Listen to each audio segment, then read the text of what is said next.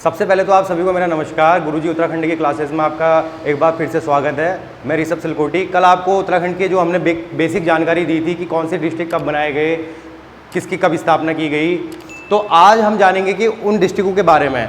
तो इससे पहले कि मैंने आपको बताया था कि जो गढ़वाल मंडल है, कुमाऊं मंडल है, तो गढ़वाल मंडल में आपके 7 जिले थे और कुमाऊं मंडल में आपके 6 जिले थे। तो हम आज उस जिले का दर्शन करेंगे, देखेंगे। जिला सीरीज मैं आज आपकी इस क्लास में चलाने जा रहा हूं, जिसमें हम पढ़ेंगे कुमाऊं के जो 6 जिले हैं उनके बारे में, फिर जो गढ़वाल के 7 जिले हैं उनके बारे में। तो सबसे पहले हम देखते हैं कुमाऊं के जो 6 जिले हैं, उसमें सबसे पहले जो टॉपिक आता है हमारा नैनीताल का। तो आज हम जानेंगे नैनीताल के बारे में। तो एक बेसिक जानकारी से लेते हुए चलते हैं आपको। तो जो नैनीताल है, इसमें आज से करीबन 1841 की बात बताने जा रहा हूँ, 1841 में। तो एक पी बैरन नामक एक व्यक्ति थे, जो एक चीनी व्यापारी थे, एक शुगर के व्यापारी थे। वो व्यापार करने के लिए यहाँ आए, उत्तराखंड भ्रमण के लिए आए हुए थे। तो उन्होंने इस नैनीताल में जो ताल है वहाँ की एक खोज करी। तो पी बैरन नामक जो व्यक्ति हैं,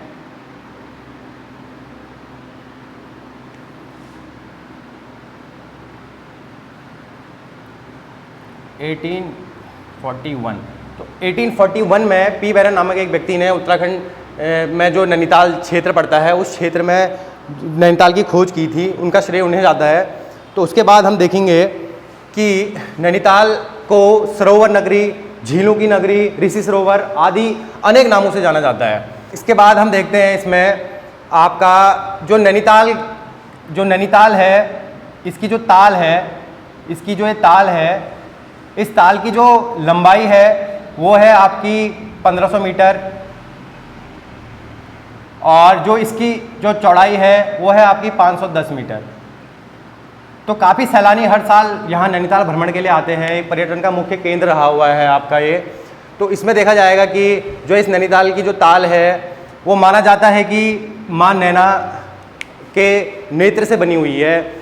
तो कुछ किंवदंतियाँ हैं जिन्हें मैं आपको बताने जा रहा हूँ। उन किंवदंतियों के अनुसार जानेंगे कि एक छोटी सी एक बेसिक हिस्ट्री जानेंगे इसके बारे में। जो शिव जी भगवान थे, उन्होंने जब वो माता सती के मृत शरीर को अपने साथ ले जा रहे थे, तो माना जाता है कि उनका जो नेत्र था, उस नेत्र धरती में गिरने के कारण इस नैनीताल में ताल का निर्माण हुआ। ठीक हो गया, इस ताल का निर्माण हुआ।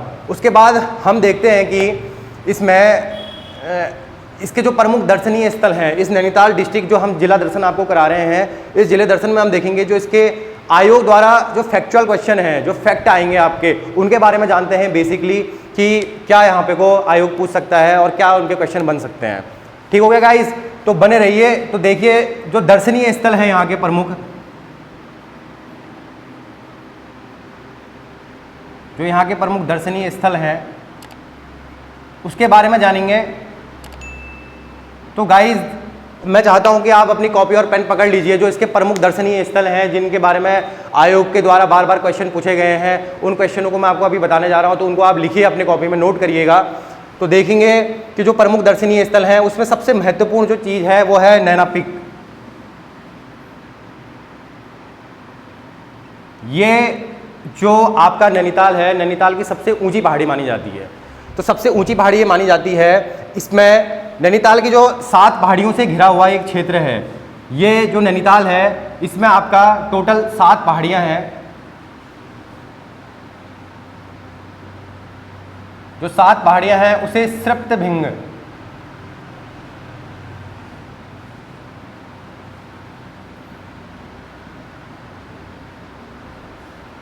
जो 7 पहाड़ियां हैं उसे सृप्तभिंग नाम से जाना जाता है, इन 7 पहाड़ियों को। उसमें से जो ये नैना पीक है, ये सबसे महत्वपूर्ण मानी जाती है, क्योंकि नैनीताल की सबसे ऊंची चोटी का दर्जा इस नैना पीक को दिया गया है। तो ठीक हो गया। तो उसके बाद यहाँ पे के जो प्रमुख दर्शनीय स्थल हैं, सबसे पहले हम देखते हैं कि यहाँ पे को नैना पीक, उसके बाद आपके आती है यहाँ पे को स्नो व्यू। ये भी एक पहाड़ी है जिसमें से स्नो का यानी कि बर्फ का एक मनोहरम दृश्य दिखाई देता है इस स्नो व्यू से। उसके बाद जो नैनी झील है, उसके बारे में मैंने आपको बता ही चुका हूँ। उसके बाद हम देखते हैं नैनीताल के डिस्ट्रिक्ट के अंतर्गत, ये तो रही नैनीताल के बेस के अंदर की जानकारी। इसके बाद हम देखेंगे कि जो नैनीताल डिस्ट्रिक्ट है, उसके बाद उसके जो अगल बगल के जो क्षेत्र हैं नैनीताल डिस्ट्रिक्ट में, जितने भी नैनीताल जिले के अंतर्गत जो भी क्षेत्र आते हैं उनके बारे में हम जानेंगे। तो इसके बाद हम देखते हैं कि यहाँ पे कोई एक भीमताल नामक भी एक ताल है जो उत्तराखंड की सबसे बड़ी ताल मानी जाती है।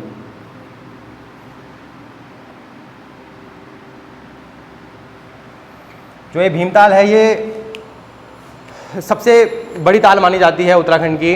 तो इसी में आपका भीमताल हो गया। अब जैसे माना कुछ किंवदंतियाँ इसकी भी जुड़ी हुई हैं भीमताल की। जैसे माना जाता है कि इससे पहले यहाँ पे को भीम ने अपना लोटा रख दिया था जिससे ताल का निर्माण हो गया था। ये कुछ किंवदंतियाँ हैं जो जुड़ी हुई हैं उत्तराखंड से, क्योंकि उत्तराखंड एक किंवदंतियाँ जुड़ी हुई हैं इससे। एक ये देवभूमि के नाम पे जाना जाता है। देवभूमि के अकॉर्डिंग यहाँ पे को बहुत सारी इसकी कहानियाँ हैं, अपने आप में एक ये अद्भुत चीज़ें हैं इसमें। तो वैसे ही माना जाएगा कि ये भीमताल जो इसकी भी एक किंवदंतियाँ है कि ये भीम के एक लोटा रखने के कारण इस ताल का निर्माण हुआ था। तो ये उत्तराखंड की सबसे बड़ी ताल मानी जाती है भीमताल। वैसे ही कैंची धाम है यहाँ पे को। कैंची धाम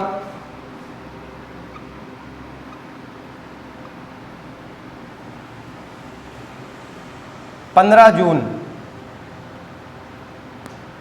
बाबा नीम करौली महाराज जी के नाम से ये विख्यात कैंची धाम में प्रत्येक वर्ष 15 जून को एक भव्य मेले का आयोजन होता है।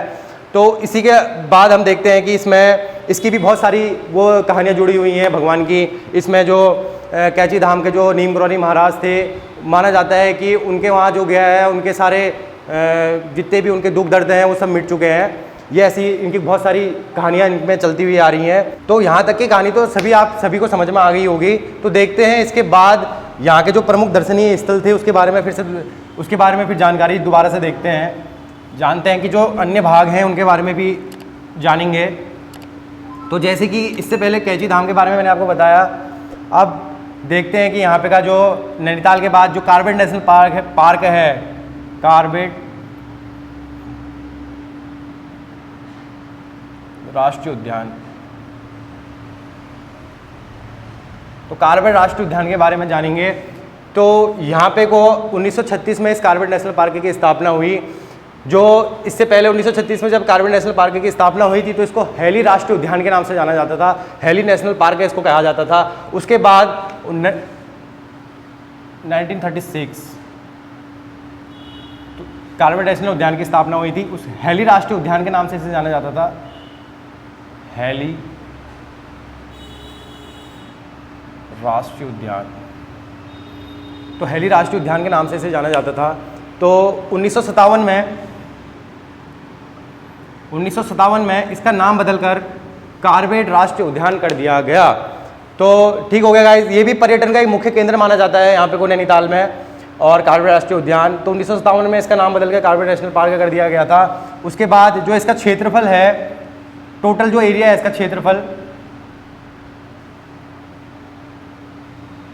जो इसका क्षेत्रफल है वो 520 मीटर स्क्वायर इसका जो टोटल एरिया है, जिसमें से पौड़ी गढ़वाल ये 2 जिलों के अंतर्गत आता है, जिसमें पौड़ी गढ़वाल और नैनीताल। जो पौड़ी गढ़वाल है उसमें इसका 312 किलोमीटर स्क्वायर का क्षेत्र आता है और जो नैनीताल है इसमें 208 किलोमीटर स्क्वायर का क्षेत्र इसमें आता है। तो इसका जो प्रवेश द्वार है, जो इसका प्रवेश द्वार है कॉर्बेट नेशनल उद्यान का, वो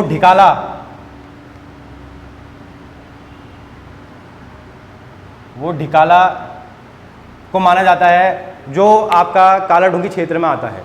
ठीक हो गया गाइस। तो उसके बाद मैं उम्मीद कर रहा हूँ आप सभी ये सब कुछ नोट कर रहे होंगे, अपनी अपनी कॉपी पेन पकड़ के इसको नोट करिएगा। बहुत इंपॉर्टेंट फैक्चुअल क्वेश्चन है, बहुत बार आयोग ने इसको पूछा गया है एग्जामों में। तो उसके बाद हम देखेंगे कि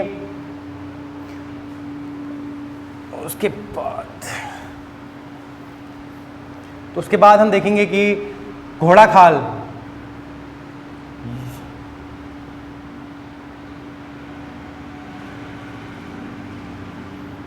यहाँ बहुत सारी अपनी अपनी किंवदंतियाँ हैं उत्तराखंड की। उसमें से एक घोड़ाखाल का नाम गोलू देवता के नाम पे, गोलू देवता का एक यहाँ पे भव्य मंदिर है जिसे गोलू देवता को उत्तराखंड में न्याय का देवता माना जाता है। तो घोड़ाखाल जिसके जो आपका माना जाता है कि यहाँ पे गोलू देवता का निवास स्थान है। तो गोलू देवता जिन्हें उत्तराखंड में न्याय के देवता के नाम से जाना जाता है।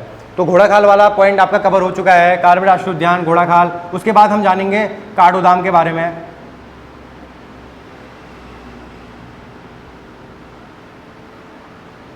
तो काठगोदाम के बारे में जानते हैं। 1884 में 1884 में काठगोदाम में रेलवे लाइन बिछाई गई थी। तो माना जाता है कि काठगोदाम को आपका कुमाऊं का द्वार भी इसको कहा जाता है, काठगोदाम वाले क्षेत्र को। इसमें 1884 के टाइम पे यहाँ पे को रेल पथ बिछाया गया था। उसके बाद से यहाँ पे को हल्दू के पेड़ की बहुत ज़्यादा अधिकता थी हल्द्वानी क्षेत्र में, जिसमें काठगोदाम जो क्षेत्र था यहाँ पे को उनका गोदाम हुआ करता था। अंग्रेजों सेना थी तो उनका उनका गवर्नमेंट का यहाँ पे को गोदाम था, जिसके बाद इनको काठगोदाम नाम दिया गया। 1884 में यहाँ पे को रेल पथ बिछाया गया। उसके बाद जो हल्द्वानी क्षेत्र है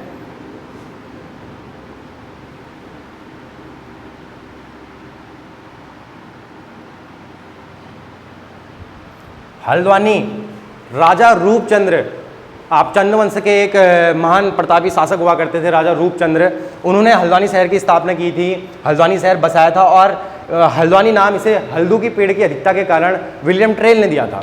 समझिए गाइस, विलियम ट्रेल ये कुमाऊं कमिश्नर के तौर पे इन्होंने काम किया था, तो इन्होंने इसे हल्द्वानी नाम दिया था हल्दू की पेड़ की अधिकता के कारण, और राजा रूपचंद्र ने इस शहर को बसाया था।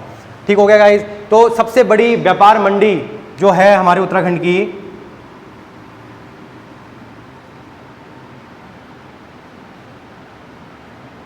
उसे हल्द्वानी को सबसे बड़ी उत्तराखंड की व्यापारिक मंडी माना जाता है।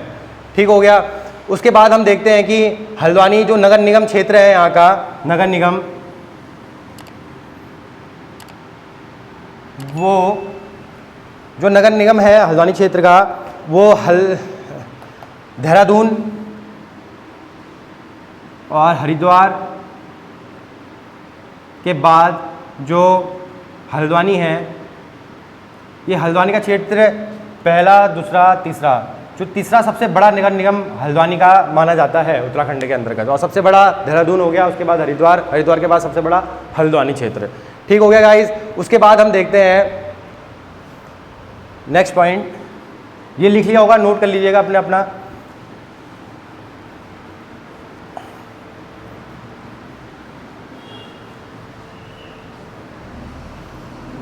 उसके बाद आता है आपका रामनगर।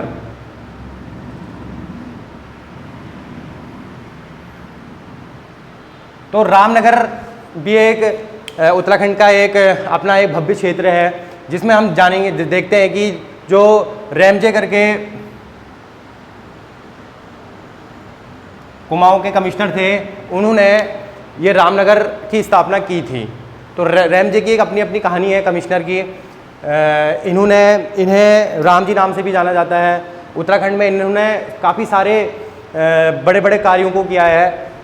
उसके बारे में आगे को जानेंगे, जब हमारी दूसरी क्लास होगी उसमें हम जानेंगे रेमजे के बारे में। जो ब्रिटिश रेजिमेंट यहाँ पे को आई थी ब्रिटिश की, उसके जो कमिश्नर हुआ करते थे, उनमें एक रेमजे मुख्य भूमिका निभाते हैं। तो उनके बारे में हम नेक्स्ट क्लास में जानेंगे। ठीक हो गया। तो उन्होंने रेमजे नहीं रामनगर की स्थापना की थी। ठीक हो गया गाइस। रामनगर के बारे में आपने जान लिया है। इसी के बगल में गर्जिया मंदिर नामक जगह भी पड़ती है, गर्जिया मंदिर, जो कोसी नदी के बीचों बीच स्थित है। ठीक हो गया। उसके बाद हम जानते हैं रानी बाग।